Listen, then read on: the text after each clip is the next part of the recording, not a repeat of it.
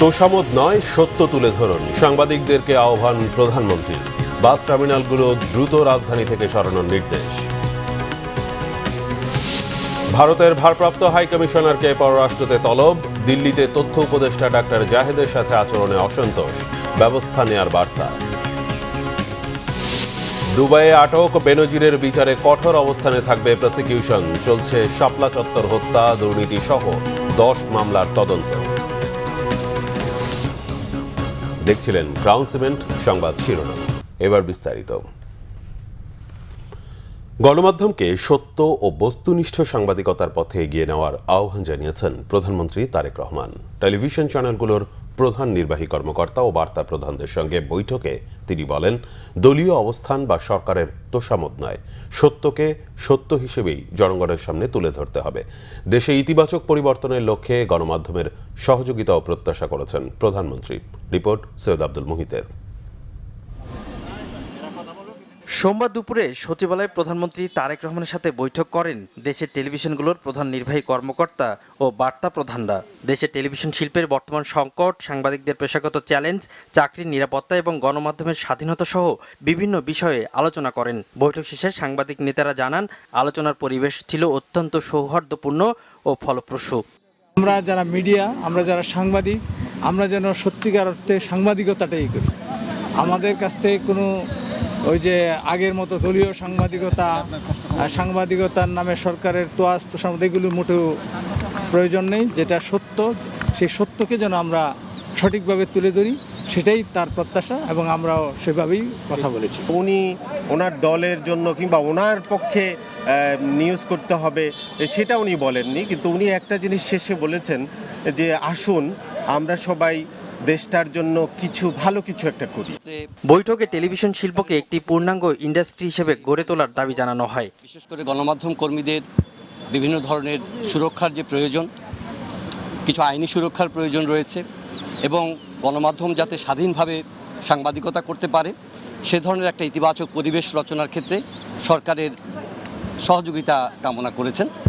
এই বিষয়টি প্রধানমন্ত্রী খুবই মনোযোগ দিয়ে শুনেছেন দীর্ঘ সময় ধরে। আমরা যারা টেলিভিশনে কাজ করি তাদের ব্যাপারেই কথা হয়েছে এবং মূলত যেটি হয়েছে, যেটা প্রথমত হচ্ছে যে ওয়েজ বোর্ডটা তৈরি করা টেলিভিশনের কর্মীদের ক্ষেত্রে, তাদের চাকরি নিরাপত্তাটা, এবং পাশাপাশি যেটি হচ্ছে যে গণমাধ্যমকে একটি সুশৃঙ্খল অবস্থায় ফিরিয়ে নিয়ে আসার বিষয়টা। এবং যে কারণে আমরা রিকোয়েস্ট করেছি যত দ্রুত সম্ভব একটি মিডিয়া কমিশন গঠন করার মাধ্যমে যেন একটি রেগুলেটরি বোর্ড তৈরি করতে পারে। প্রধানমন্ত্রী প্রেস সচিব জানান, অর্থনীতি ও সমাজনীতির পাশাপাশি মানবিক ও সামাজিক মূল্যবোধ জাগ্রত করতে গণমাধ্যমকে ভূমিকা রাখতে হবে। আমাদের মধ্যে যে মানবিক অনুভূতিগুলো, মানবিক মূল্যবোধগুলো, এই বোধগুলো জাগিয়ে তোলা দরকার। আমাদের মধ্যে আমাদের সামাজিক বোধগুলো আমাদের মধ্যে জাগ্রত করা দরকার। এক্ষেত্রেও মিডিয়ার একটি বড় ভূমিকা আছে।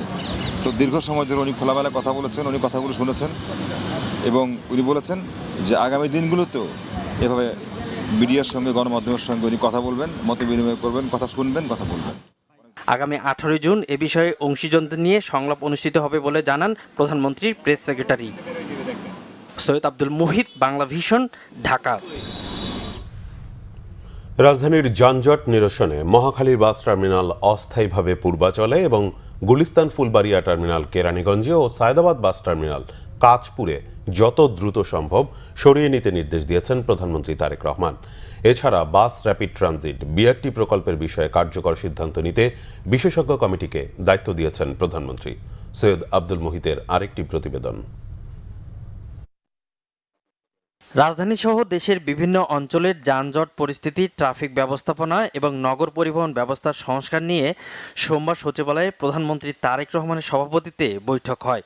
এ সময় রাজধানীর 3 বাস টার্মিনালে চাপ কমাতে নতুন করে অস্থায়ী ডিপো নির্মাণের নির্দেশ দেন প্রধানমন্ত্রী। বৈঠক শেষে ঢাকা দক্ষিণ সিটি কর্পোরেশনের প্রশাসক আব্দুস সালাম জানান, রাজধানীর পরিবহন ব্যবস্থাকে ঢেলে সাজাতে এই সিদ্ধান্ত হয়। শুধু বাস টার্মিনাল নয়, রাজধানীর আরেক বড় সমস্যা ফুটপাত দখল করে থাকা হকারদের নিয়েও সিদ্ধান্ত হয়েছে বৈঠকে। সায়দাবাদ টার্মিনালে যদি কোনো কাজ বাকি থাকে সেগুলো যদি আমরা ঠিক করে ফেলি। এর মধ্যে আরেকটা যেটা এক্সটেনশন হয়েছে, যে সায়দাবাদে এক্সটেনশন কাঁচপুরে আমরা একটা আন্তঃজেলা টার্মিনাল আমরা করতে যাচ্ছি এবং ওইটা উনি নির্দেশ দিয়েছেন যত দ্রুত সম্ভব সেটা করে যাতে এখানকার থেকে লোডটা কমানো যায়। গুলিস্তানের এই টার্মিনালটাকেও সরানোর জন্য আমাদের ডিসিশন হয়েছে। মহাখালী আন্তজেলা বাস সার্ভিসগুলো যেখানে রাস্তার উপরে থাকে হয়তো বা আগের চেয়ে কিছুটা কমেছে, বাট পুরোপুরি রাস্তার উপরে যাতে না থাকে সেটার জন্য অন্যত্র কোথাও একটা ব্যবস্থা করার জন্য একটা নির্দেশনা দিয়েছেন। বিআরটি প্রকল্প বাতিল না করে এর সর্বোচ্চ ব্যবহার নিশ্চিত করার উপর জোর দেন প্রধানমন্ত্রী। প্রায় ৩,০০০ কোটি টাকার মতন ইতিমধ্যে বিনিয়োগ হয়ে গেছে এবং উন্নয়ন যন্ত্রণা এবং ভোগান্তি, বিশেষ করে আশুলিয়া, গাজীপুর বা আমাদের উত্তরার যারা বাসিন্দা আছে, এই যে 12 বছর যে ভোগান্তিটা হলো, তারপরে এই প্রজেক্টটিকে যদি আমরা অ্যাবান্ডেন্ট ঘোষণা করি তাহলে এটা আসলে একটা ব্যাড এক্সাম্পল হিসাবে কিন্তু থেকে যাবে। তো সেই হিসাবে এটাকে কিভাবে একটা ইমপ্রুভ পাবলিক ট্রান্সপোর্ট করিডোর হিসেবে ব্যবহার করা যায় এবং যে বিনিয়োগটা হয়ে গেছে এটা সর্বোচ্চ ব্যবহার কীভাবে করা যায়, এটার জন্য মাননীয় প্রধানমন্ত্রী 3 জন বিশেষজ্ঞকে ডেকেছেন যারা গণপরিবহন নিয়ে কাজ করে, উনি শুনেছেন এবং আমার ধারণা এটা পরবর্তীতে ক্যাবিনেট মিনিস্ট্রিতে এটাতে আরও ব্যাপকভাবে আলোচনা হবে এবং অতি সম্প্রতি আপনারা এটা নিয়ে একটা আসলে একটা সিদ্ধান্ত আপনারা দেখতে পারবেন। তিনি জানান আগামী সপ্তাহের মধ্যে রাজধানীর শাহবাগে চালু হবে ডিজিটাল ট্রাফিক সিগন্যাল ব্যবস্থা। বিশেষ করে যারা অবৈধ যানবাহন বা সৈয়দ আব্দুল মুহিত, বাংলাভিশন, ঢাকা। দেশের গণমাধ্যমকে শক্তিশালী প্রতিষ্ঠান হিসেবে গড়ে তুলতে না পারার দায় বিগত সরকারের, এমন মন্তব্য করেছেন তথ্য ও সম্প্রচার মন্ত্রী জহিরুদ্দিন স্বপন। বলেন, মিডিয়া পুনর্গঠনে স্বাধীন গণমাধ্যম কমিশন গঠন অপরিহার্য। অন্যদিকে গণমাধ্যমের পূর্ণ স্বাধীনতা নিশ্চিতের দাবি জানিয়েছেন সম্পাদক ও সাংবাদিক নেতারা। গালমান শফির রিপোর্ট। অনুষ্ঠানে গেল 17 বছরের আওয়ামী শাসনামলে বাক স্বাধীনতার উপর হস্তক্ষেপ ও সাংবাদিক নির্যাতনের বিভিন্ন অভিযোগ ও তথ্য তুলে ধরেন সম্পাদক ও সাংবাদিক নেতারা। ফ্যাসিবাদের দোসররা আবার ফিরে আসতে শুরু করেছে। কোথাও কোথাও আমি সরকারের নমনীয়তা লক্ষ্য করছি। আমাদের মন্ত্রী মহোদয় এখানে আছেন, আমরা দেখি আমাদের নির্যাতিত সাংবাদিকদের পাশে কিন্তু আমাদের অনেকে দাঁড়ান না। আমরা 16 বছরের পচা দুর্গন্ধময় ফ্যাসিবাদ 2.0 প্রতিষ্ঠা করা জার্নালিজমকেও ভুলি নাই, ইনশাল্লাহ ভুলব না। আমরা তাহিরজামান প্রিয় সহ যত সাংবাদিক ফ্যাসিবাদের বিরুদ্ধে কলম ধরতে যে ভিডিও, তার ক্যামেরা তাক করতে যে মারা গিয়েছেন, আমরা কাউকে ভুলি নাই। বাংলাদেশে আমরা ভুলার সংস্কৃতি আর তৈরি হবে না। হাসিনার প্রতিহিংসা চরিতার্থ করার জন্য আমাদের সঞ্চালক মহোদয়, আপনি নিজেও আমার সহকর্মী ছিলেন, সাপ্তাহিক বিচিত্রা আপনি ছিলেন, দৈনিক বাংলা, বাংলাদেশ টাইমস এবং সাপ্তাহিক বিচিত্রা, পাক্ষিক আনন্দ বিচিত্রাকে বন্ধ করে দেওয়া হয়। সেটা হাসিনার নির্বাচনী ম্যানিফেস্টোতে ছিল যে এটা বন্ধ করে দেওয়া হবে। বন্ধ করে দেওয়া হয়েছে কারণ দৈনিক বাংলা সবসময় প্রগতিশীল আন্দোলনের সঙ্গে ছিল। এ সময় এনইসির যুগ্ম আহ্বায়ক মাহমুদুর রহমান অভিযোগ করেন, স্বাধীনতার পর মানুষের অধিকার ক্ষুণ্ণ করার ইতিহাস আওয়ামী লীগই তৈরি করেছিল। যে সংবাদপত্রের প্রতি বা মিডিয়ার প্রতি যে অসহিষ্ণুতা, এটা শেখ পরিবারের জিনের মধ্যে আছে। এটা আমি বলেছিলাম এই কারণে যে শেখ সাহেব সংবাদপত্র ধ্বংস করেছিলেন, তার কন্যা শেখ হাসিনা সংবাদপত্রিক মিডিয়াকে কি করেছে আপনারা জানেন। এই রাষ্ট্র ব্যবস্থার আমরা পরিবর্তন চাই এবং এই পরিবর্তন চাইতে গেলে আমাদেরকে ঐক্যবদ্ধ হতে হবে। এটা হচ্ছে খুব গুরুত্বপূর্ণ কাজ। গণমাধ্যমকে শক্তিশালী প্রতিষ্ঠান হিসেবে গড়ে তুলতে সাংবাদিকদের ঐক্যবদ্ধ থাকার আহ্বান জানান তথ্যমন্ত্রী। বৈচিত্র্যের যে একটা সম্মিলিত অবস্থা, আমরা যদি সেটাকে একবার দাঁড় করিয়ে ফেলতে পারি এবং সেখানে যদি আমরা সবাই ঐক্যবদ্ধভাবে একটা কমিশন, যার একটা কোয়াসি জুডিশিয়াল অথরিটি থাকবে এবং এরকম একটা অভিভাবকত্বের জায়গায় যদি একবার আমরা দাঁড় করিয়ে ফেলতে পারি, তাহলেই কিন্তু উন্নত দেশগুলিতে যেমন করে এই ধরনের কর্তৃত্ব গ্রহণযোগ্য, জনগণের কাছে গ্রহণযোগ্য, পেশাজীবীদের কাছে গ্রহণযোগ্য হয়ে দাঁড়ায় এবং সকল সমস্যার সমাধানের একটা আশ্রয়স্থল হিসেবে কাজ করে তা আমরা করতে পারবো।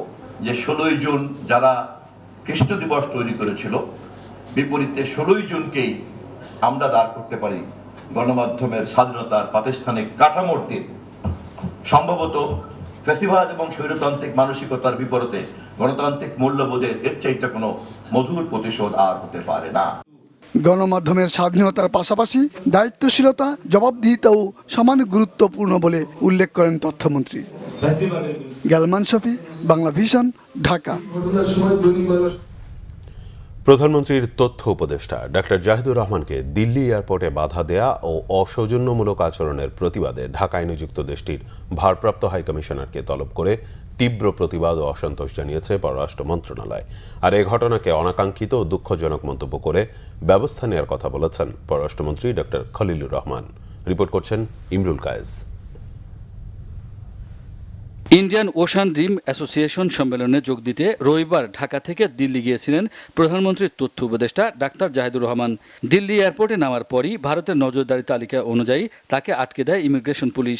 করা হয় দীর্ঘ জিজ্ঞাসাবাদ। কূটনৈতিক চিঠি দিয়ে আগেভাগেই জানানোর পরও প্রধানমন্ত্রীর এই উপদেষ্টাকে প্রবেশে বাধা দেওয়া হয়। পরে ভারতীয় ইমিগ্রেশন অনুমতি দিলেও পাসপোর্ট ফেরত নিয়ে দেশে চলে আসেন তিনি।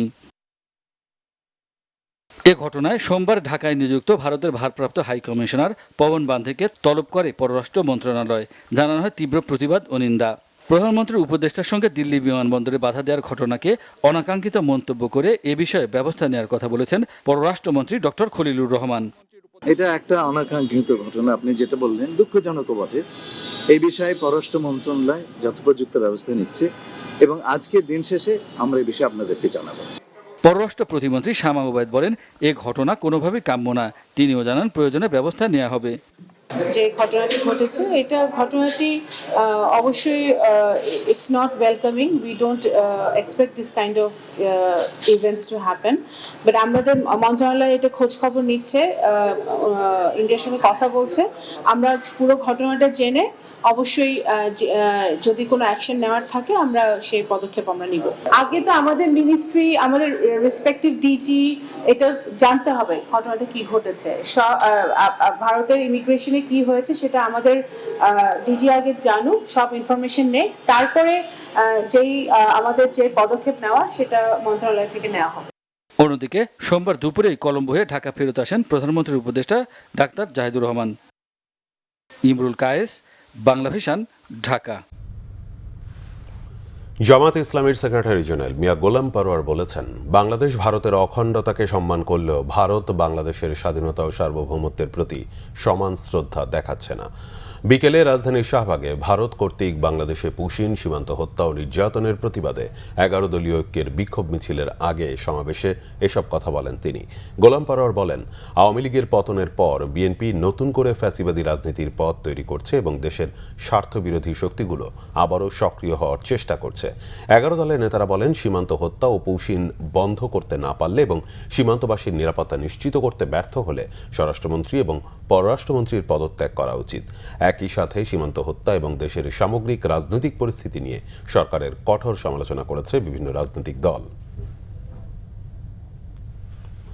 দুবাইয়ে আটক সাবেক আইজিপি বেনজির আহমেদকে দেশে ফিরিয়ে আনা হবে। তার বিচারে ট্রাইব্যুনালের প্রসিকিউশন সর্বোচ্চ কঠোর অবস্থানে থাকবে, জানিয়েছেন চিফ প্রসিকিউটর আমিনুল ইসলাম। ট্রাইব্যুনালে বেনজির আহমেদের বিরুদ্ধে শাপলা চত্বর হত্যাকাণ্ড সহ 10টি মামলার তদন্ত চলছে বলেও জানান তিনি। এদিকে রামপুরায় কার্নিসে ঝুলে থাকা তরুণকে গুলি ও 2 জনকে হত্যা মামলার রায় ঘোষণার জন্য 28 জুন দিন ধার্য করেছে আন্তর্জাতিক অপরাধ ট্রাইব্যুনাল 1। আরো জানাচ্ছেন রকুনুজ্জামান। আপনাদের সঙ্গে সহযোগিতা নিয়ে এই যে 1000-200 লোক টোকায় নিয়ে আসবো আমরা। দীর্ঘদিন আত্মগোপনে থাকার পর আলোচিত সাবেক পুলিশ মহাপরিদর্শক বেনজির আহমেদকে সংযুক্ত আরব আমিরাতে গ্রেপ্তার করা হয়েছে। দেশের পুলিশ বাহিনীর গুরুত্বপূর্ণ 3টি পদে 1 দশকেরও বেশি সময় ধরে দায়িত্বে থাকা নানা ঘটনার বারবার আলোচনায় এসেছেন বেনজির আহমেদ। সোমবার আন্তর্জাতিক অপরাধ ট্রাইব্যুনালের চিফ প্রসিকিউটর বেনজির আহমেদকে দেশে ফেরানো ও বিচারের মুখোমুখি করা বিষয়ে ব্রিফিং করেন। তিনি কত সম্পদের মালিক, কত ফ্ল্যাট, কত জায়গা, কত জমি এবং তার স্ত্রীর নামে, তার সন্তানদের নামে। শাপলা চত্বর সহ 10টি মামলা তদন্তাধীন রয়েছে বলে জানান চিফ প্রসিকিউটর, যার সবকটিতেই সরাসরি হত্যাকাণ্ডে জড়িত ছিলেন বেনজির আহমেদ। 7 থেকে 10টি মামলার তদন্ত চলমান আছে, যেগুলোতে প্রত্যেকটার মধ্যে তার সরাসরি সম্পৃক্ততা আছে। তিনি পুলিশ কমিশনার হিসেবে অসংখ্য হত্যাকাণ্ডের সাথে জড়িত, তিনি র্যাবের প্রধান হিসেবে অসংখ্য হত্যাকাণ্ডের সাথে জড়িত, তিনি যখন পুলিশের প্রধান ছিলেন, আইজিপি হিসেবে দায়িত্ব পালন করেছেন, অসংখ্য অপরাধের সাথে তিনি জড়িত ছিলেন। তিনি আরও যেটা জড়িত ছিলেন, বাংলাদেশের ইতিহাসে যে কয়টি বিতর্কিত নির্বাচন হয়েছে তৎকালীন ফ্যাসিস্ট সরকারের আমলে, প্রত্যেকটি নির্বাচনে তার বিতর্কিত ভূমিকা ছিল এবং তার বিচারের ব্যাপারে আমাদের ট্রাইব্যুনাল সর্বোচ্চ কঠোর হস্তে এই বিচারটি সম্পন্ন করা হবে। ট্রাইব্যুনালে হাজির করতে বেনজির আহমেদকে ফেরত পাঠানোর জন্য দুবাই সরকারকে অনুরোধ করে চিঠি পাঠানো হয়েছে বলে জানান চিফ প্রসিকিউটর। আমাদের যে পুলিশের একটা সংস্থা আছে যার মাধ্যমে রেড নোটিশ পাঠানো হয় বা কালার কোডের নোটিশ পাঠানো হয়, আমরা অলরেডি আমাদের ওয়ারেন্টের কপি তাদেরকে দিয়ে দিয়েছি। আমরা বিশ্বাস করি যে হয়তো ইতিমধ্যেই সংযুক্ত আমির আহমেদ সরকারের কাছে ইতিমধ্যে অনুরোধপত্র দেওয়া হয়ে গেছে। এদিকে জুলাই গণঅভ্যুত্থানে রাজধানীর রামপুরার কার্নিশে ঝুলে থাকা এক তরুণকে গুলিসহ 2টি হত্যা মামলার রায় আগামী 28 জুন ঘোষণা করবে ট্রাইব্যুনাল 1। তখনকার কিছু আমাদের পুলিশ কর্মকর্তা বলেন, যাই বলেন, যে তারা কয়েকজন, যদিও এই বাহিনীর সকলে না, কয়েকজন আসলে এত উন্মাদ ছিল এরা, তারা মানুষ খুন করে মনে হয় আনন্দ পেতেন। তো সেই কথাগুলো আমরা বলেছি। আমরা বিশ্বাস করি যে আমাদের আর্গুমেন্ট ট্রাইব্যুনাল গ্রহণ করেছে এবং আমরা সর্বোচ্চ শাস্তি দাবি করেছি তার। এই নিয়ে দ্বিতীয়বারের মতো দেয়া হলো মামলার এই রায়ের তারিখ। এর আগে 4 মার্চ এই মামলার রায় ঘোষণার কথা থাকলেও নতুন ডিজিটাল প্রমাণ দাখিলের জন্য প্রসিকিউশন সময়ের আবেদন করে। এ রায়ে ডিএমপির সাবেক কমিশনার হাবিবুর রহমান সহ মোট 5 জন আসামি। আসামিদের মধ্যে মাত্র একজন সাবেক এএসআই চঞ্চল চন্দ্র সরকার আটক আছেন। রুকুনুজ্জামান, বাংলা ভিশন, ঢাকা। বৈষম্যহীন মানবিক রাষ্ট্র গঠনের পক্ষে যে জাতীয় ঐক্য তৈরি হয়েছে, বিএনপি সরকারকে জনগণের সে প্রত্যাশা পূরণে কাজ করার আহ্বান জানিয়েছেন গণফোরামের প্রতিষ্ঠাতা ডক্টর কামাল হোসেন। গণফোরাম নেতা মোস্তফা মহসিন মন্টুর প্রথম মৃত্যুবার্ষিকী উপলক্ষে আয়োজিত আলোচনা সভায় লিখিত বক্তব্যে আহ্বান জানান তিনি। এ সময় ডক্টর কামাল হোসেন মঞ্চে উপস্থিত থাকলেও তার শারীরিক অসুস্থতার কারণে লিখিত বক্তব্য পাঠ করেন গণফোরামের সাধারণ সম্পাদক মিজানুর রহমান। ডক্টর কামাল হোসেন বলেন, 24-এর গণ অভ্যুত্থানের মধ্য দিয়ে সুযোগ তৈরি হয়েছিল, কিন্তু অন্তর্বর্তী সরকার তার সদ্ব্যবহার করতে পারেনি। নির্বাচিত সরকারের উচিত গণতান্ত্রিক প্রতিষ্ঠানগুলোকে পুনর্গঠনের মাধ্যমে দেশের গণতন্ত্রকে সুসংহত করা। এ সময় মুক্তিযুদ্ধ সহ গণতান্ত্রিক সকল আন্দোলন সংগ্রামে প্রয়াত গণফোরাম নেতা মোস্তফা মহসিন মন্টুর অবদান স্মরণ করেন বক্তারা। ফ্যামিলি কার্ড বিতরণে কোনো অনিয়ম যেন না হয় তা নিশ্চিত করা হচ্ছে বলে জানিয়েছেন অর্থমন্ত্রী আমির খসরু মাহমুদ চৌধুরী। সচিবালয়ে ফ্যামিলি কার্ড কার্যক্রম নিয়ে বৈঠক শেষে তিনি এ তথ্য জানান। অর্থমন্ত্রী বলেন, ফ্যামিলি কার্ড নারীদের জন্য, তাই এর টাকা পিতা, স্বামী বা ভাই বোনের অ্যাকাউন্টে দেওয়া যাবে না। বিষয়টি তদারকির দায়িত্ব পালন করবে জেলা প্রশাসন। বৈঠকে সমাজকল্যাণ মন্ত্রী ডক্টর এজেডএম জাহিদ হোসেন বলেন, অনিয়ম বন্ধে তদারকি চলছে। বেশ কয়েকজনের নাম তালিকায় থাকলেও জাতীয় পরিচয়পত্র না থাকায় তাদের টাকা দেওয়া হয়নি। তালিকায় থাকা নারীদের সিম কার্ড দেওয়ার বিষয়টি বিবেচনা করা হচ্ছে বলেও জানান তিনি। এই সময় অর্থমন্ত্রী বলেন, ভঙ্গুর থেকে স্থিতিশীল ও সমৃদ্ধির অর্থনীতি করা চ্যালেঞ্জ। সমাজের কোনো নাগরিক বাজেট থেকে বাদ যায়নি। সরকারের সাহায্যের জন্য সবার বসে থাকার সুযোগ নেই, সবাইকে দক্ষ হতে হবে। সংবাদ শেষ করব ক্রাউন সিমেন্ট শিরোনামগুলো আরেকবার জানিয়ে। তোষামোদ নয়, সত্য তুলে ধরুন, সাংবাদিকদেরকে আহ্বান প্রধানমন্ত্রীর। বাস টার্মিনালগুলো দ্রুত রাজধানী থেকে সরানোর নির্দেশ। ভারতের ভারপ্রাপ্ত হাইকমিশনারকে পররাষ্ট্রতে তলব। দিল্লিতে তথ্য উপদেষ্টা ডক্টর জাহিদের সাথে আচরণে অসন্তোষ, ব্যবস্থা নেয়ার বার্তা। দুবাইয়ে আটক বেনজিরের বিচারে কঠোর অবস্থানে থাকবে প্রসিকিউশন। চলছে শাপলা চত্বর হত্যা, দুর্নীতি সহ 10 মামলার তদন্ত। এই ছিল এখনকার মতো। পরের সংবাদ সকাল 10টায়, এর আগে 9টা রয়েছে নিউজ টপ 10 দেখার আমন্ত্রণ রইল। এতক্ষণ সাথে থাকায় ধন্যবাদ।